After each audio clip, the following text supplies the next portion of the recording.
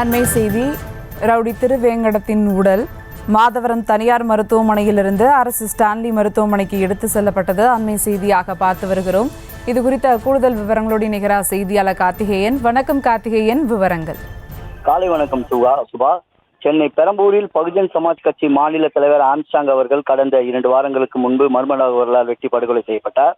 இந்த படுகொலை சம்பவத்தில் சுமார் 13 பேர் விசாரணை வலயத்துக்குள் கொண்டு வரப்பட்டு கைது செய்யப்பட்டு அவர்களிடம் தீவிர விசாரணையானது மேற்கொள்ளப்பட்டது. இந்த நிலையில் தனிப்படை அமைத்து இந்த வழக்கினை தீவிரமாக விசாரிக்க தமிழக முதல்வர் உத்தரவிட்டதன் பேரில் விசாரணையானது அதிதீவிரமான நிலையில் இன்று மாதவரம் அருகே காலை இந்த வழக்கில் சம்பந்தம் உள்ள திருவேங்கடம் என்கின்ற முக்கிய ரவுடியை போலீசார் என்கவுண்டர் செய்தனர்.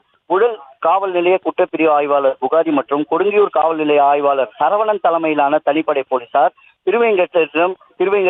திருவேங்கடம் அவர்களை என்கவுண்டர் செய்துள்ளனர்.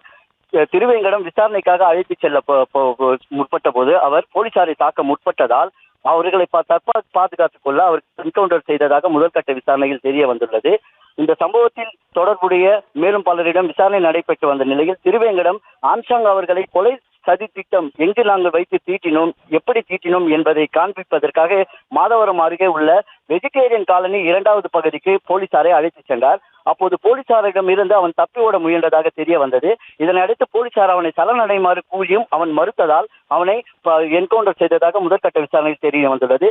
அவ்வாறு என்கவுண்டர் செய்யப்பட்ட திருவேங்கடத்தின் உடல் மாதவரம் அருகே உள்ள மெரிடியன் எனப்படும் தனியார் மருத்துவமனையில் அவரது உடலினை வைத்திருந்தனர். உயர் அதிகாரிகள் வருகை தந்து அவரது உடலை பார்வையிடுவதற்காக அங்கு வைக்கப்பட்டிருந்தது. தற்போது உயர் அதிகாரிகள் சம்பவ இடத்திற்கு விரைந்து வந்து திருவேங்கடத்தின் உடலை பார்வையிட்ட பின்பு அவனது உடலானது பிரேத பரிசோதனைக்காக சென்னை அரசு ஸ்டான்லி மருத்துவமனைக்கு தற்போது கொண்டு செல்லப்படுகிறது. அந்த காட்சிகளை நாம் தற்போது திரையில் பார்த்து வருகிறோம். மேலும் இந்த வழக்கிலானது தீவிரமாக விசாரணை மேற்கொள்ளப்பட்டு வருகிறது.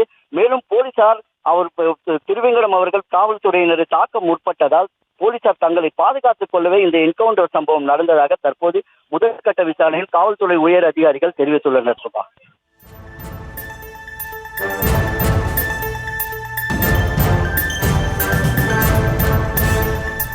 விவரங்களுக்கு நன்றி கார்த்திகேயன். செய்திகளை உடனுக்குடனும் துல்லியமாகவும் தெரிந்து கொள்ள சப்ஸ்கிரைப் பண்ணுங்க.